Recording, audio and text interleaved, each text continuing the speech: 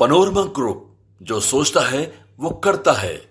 केंद्रीय गृह एवं सहकारिता मंत्री और भारतीय जनता पार्टी के वरिष्ठ नेता श्री अमित शाह द्वारा मुजफ्फरपुर में एक बड़ी जनसभा को संबोधित किया गया, जिसमें बिहार की जनता से 2024 में मोदी जी को तीसरी बार प्रधानमंत्री बनाने की आग्रह की गई।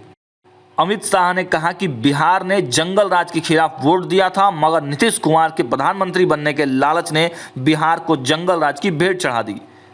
जातिगत सर्वे की क्रेडिट लेने की कोशिश करते हुए अमित शाह ने कहा कि बिहार के जातिगत सर्वे का निर्णय भाजपा ने बिहार सरकार में रहते हुए लिया था, लेकिन लालू नीतीश की सरकार ने जातिगत सर्वे में भी तुष्टीकरण कर बिहार के अति पिछड़ों के साथ अन्याय करने का काम किया है। अमित शाह आगे कहते हैं कि इंडी गठबंधन के राज में बिहार में मुस्लिम तुष्टीकरण चरम पर है। इसको रोका न गया तो सीमांत क्षेत्र के अंदर बहुत बड़ी दिक्कत आने वाली है। पूरा बिहार गैंगवार का अड्डा बन गया है। हर रोज अपहरण होने लगे हैं।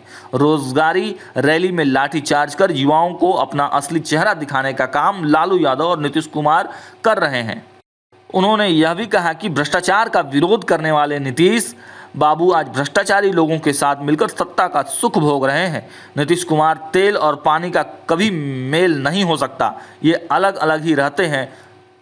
और लालू यादव को स्पष्ट चेतावनी देते हुए अमित शाह कह दिया कि लालू जी, आपकी क्या गत होगी यह तो लोग देखेंगे।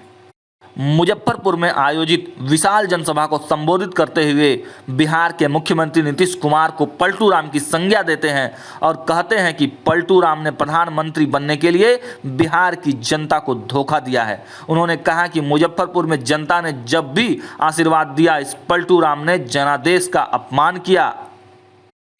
आगामी 2024 के चुनाव में 40 सीटें मोदी जी की झोली में डाल दीजिए और 2025 में बिहार में कमल का फूल खिलाकर भाजपा की सरकार बनवा दीजिए।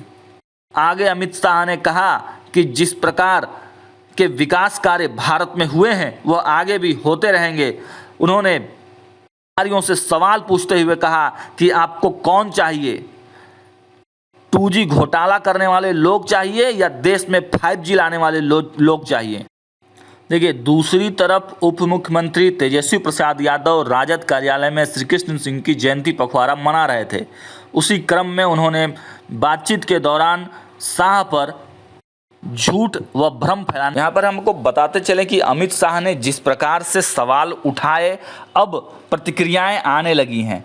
तेजस्वी प्रसाद यादव ने जहां अमित शाह के आने को लेकर कई तरह की बातें कही, उन्होंने कह दिया कि वो यहां केवल बकवास करने आते हैं, झूठ बोलते हैं। उनके भाषण से ऐसा लगा कि वह 12वीं के बाद इंटरमीडिएट कराने के लिए आए हुए हैं। देखिए, तेजस्वी प्रसाद यादव ने गृह मंत्री अमित शाह से कुछ सवाल पूछ लिए हैं। तेजस्वी प्रसाद यादव ने कहा है कि अगर बिहार के जातीय सर्वे के आंकड़े गलत हैं तो केंद्र सरकार पूरे देश और सभी राज्यों में जाति गणना कराकर अपने आंकड़े जारी करे। बीजेपी शासित राज्यों में बीजेपी जातिगत जनगणना क्यों नहीं कराती है? तेजस्वी प्रसाद यादव ने पूछ लिया है कि केंद्र सरकार में कितने ओबीसी एससी एसटी कैबिनेट मंत्री हैं और कितने गैर ओबीसी एससी एसटी हैं, सूची जारी करें। खाना पूर्ति के लिए इक्का दुक्का मंत्री हैं, इन्हें भी गैर महत्वपूर्ण विभागों में रखा गया है। तेजस्वी प्रसाद यादव ने आगे प्रश्न करते हुए पूछा है कि बीजेपी के कितने मुख्यमंत्री ओबीसी एससी एसटी हैं? पिछड़ा और गैर पिछड़ा मुख्यमंत्री का तुलनात्मक प्रतिशत बताएं। तेजस्वी प्रसाद यादव ने पूछ लिया है कि बीजेपी के बिहार से केंद्र में कितने पिछड़ा और अति पिछड़ा कैबिनेट मंत्री हैं। देखिए, इसके जवाब में जब अमित शाह भाषण देते हैं, भाषण में कई तरह के बातें कहते हैं, उसका जवाब देने के लिए आते हैं जदयू से। जदयू के राष्ट्रीय अध्यक्ष ललन सिंह ने भी तमाम तरह के जो बातें हैं वो कह दी हैं। अमित शाह के भाषण पर कई तरह के जवाब भी दे दिए हैं। उन्होंने स्पष्ट रूप से कह दिया है कि हम लोग कंधे पर नहीं बैठे हैं, बल्कि भाजपा को ही नीतीश कुमार ने अपने कंधे पर बैठाकर बिहार में राजनीति करवाई है। और नीतीश कुमार ने धोखा नहीं दिया, बल्कि नीतीश कुमार की सरकार को कमजोर करने के लिए उनके करीबी लोगों को तोड़कर और एक पार्टी के नेता के द्वारा नीतीश कुमार को कमजोर करने का षड्यंत्र भाजपा कर रही थी। इसके बाद आते हैं जदयू के एमएलसी नीरज कुमार। नीरज कुमार ने प्रधानमंत्री नरेंद्र मोदी के 2019 लोकसभा अभियान भाषण की एक वीडियो क्लिप साझा की, जिसमें उन्होंने मुजफ्फरपुर जिले के पताही में एक हवाई अड्डे के निर्माण का वादा किया था। बता दें कि अमित शाह ने उसी स्थान पर एक रैली को संबोधित किया। नीरज कुमार ने कहा कि अमित शाह मोदी के कार्यवाहक हैं, इसीलिए उन्हें यह ब्यौरा देना चाहिए कि 60 साल से अधिक उम्र के लोगों को कितनी पेंशन दी गई, केंद्र सरकार ने ये पेंशन कब दी और ये लाभार्थी कौन है। बिहार के ग्रामीण विकास मंत्री श्रवण कुमार ने भी कहा है कि भाजपा एक डूबता हुआ जहाज है, क्योंकि इनके नेता जुमलेबाजी के आदी हैं। तो देखिए, बिहार जहां एक तरफ जातिगत जनगणना करवाकर अपने पीठ थपथपा रहे थे, दूसरी तरफ जो तमाम तरह की चर्चाएं पॉलिटिकल चल रही थी, उस बीच अब अमित शाह ने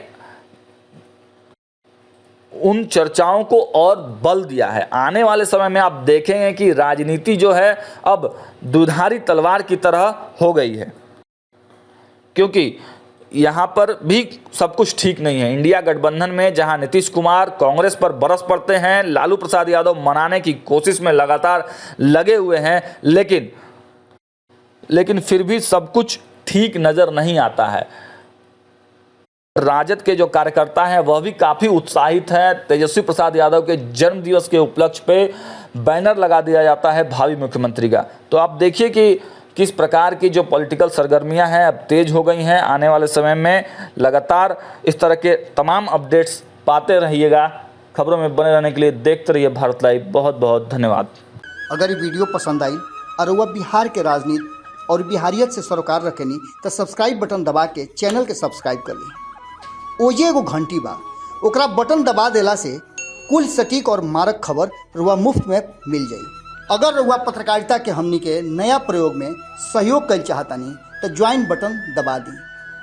पेटीएम नंबर नोट कर ली 9386816700। धन्यवाद।